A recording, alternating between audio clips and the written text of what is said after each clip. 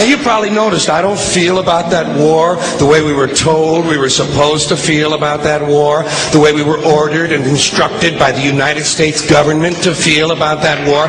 You see, I tell you, my mind doesn't work that way. I got this real moron thing I do. It's called thinking.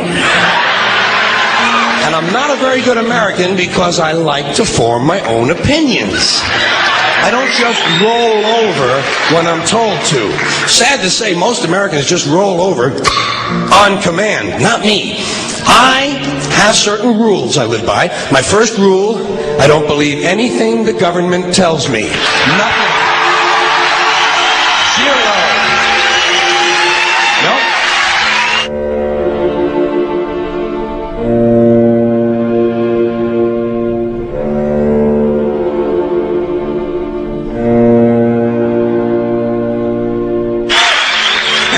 Take very seriously the media or the press in this country, who in the case of the Persian Gulf War were nothing more than unpaid employees of the Department of Defense, and who most of the time function as kind of an unofficial public relations agency for the United States government.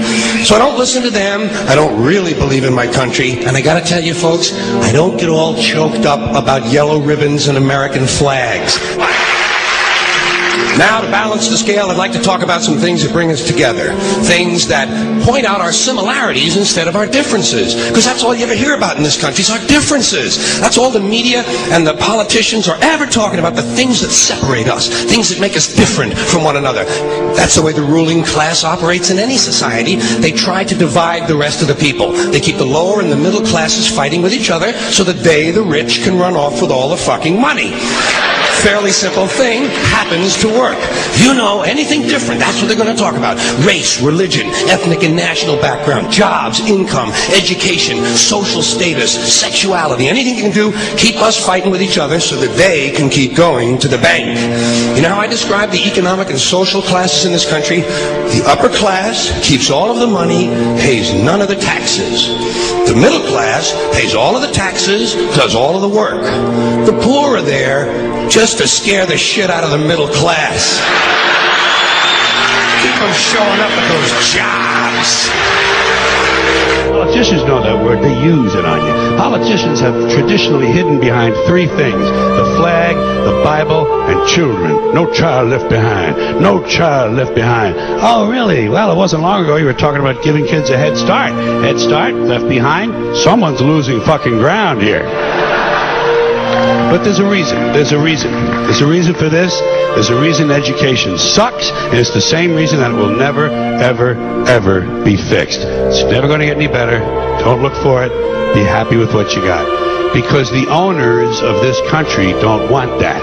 I'm talking about the real owners now. The big, the wealthy, the real owners, the big wealthy business interests that control things and make all the important decisions. Forget the politicians. They're irrelevant. The politicians are put there to give you the idea that you have freedom of choice.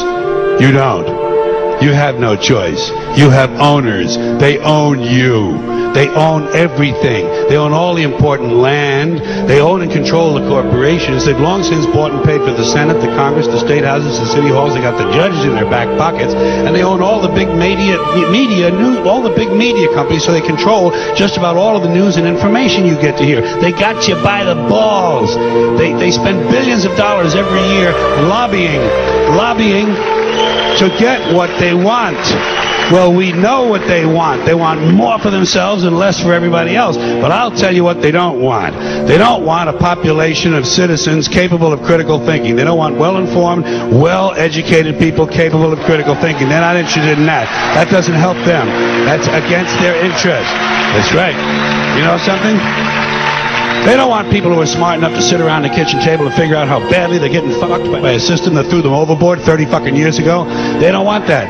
You know what they want? They want obedient workers. Obedient workers, people who are just smart enough to run the machines and do the paperwork, and just dumb enough to passively accept all these increasingly shittier jobs with the lower pay, the longer hours, the reduced benefits, the end of overtime, and the vanishing pension that disappears the minute you go to collect it. And now they're coming for your Social Security money. They want your fucking retirement money. They want it back so they can give it to their criminal friends on Wall Street. And you know something? They'll get it. They'll get it all from you sooner or later because they own this fucking place. It's a big club and you ain't in it. You and I are not in the big club.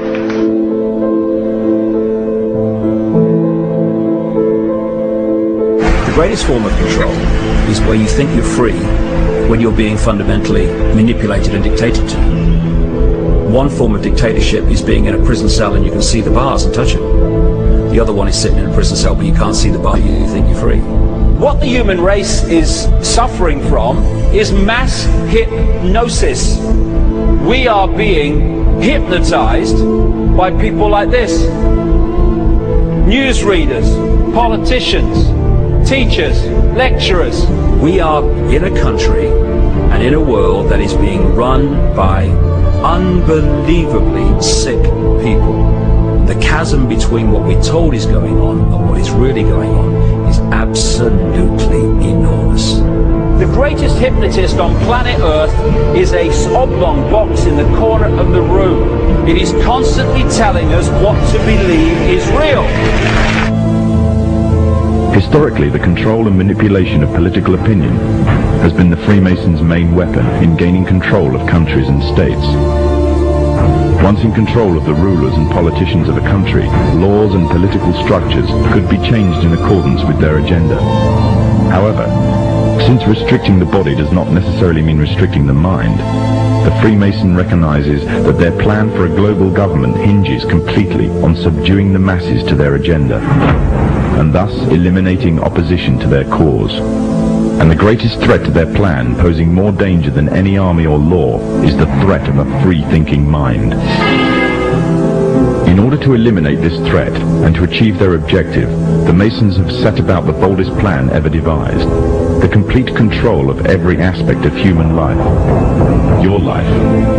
And the weapons they are using against you are in your very homes, entertaining you and your children, and gradually indoctrinating you without you even realizing.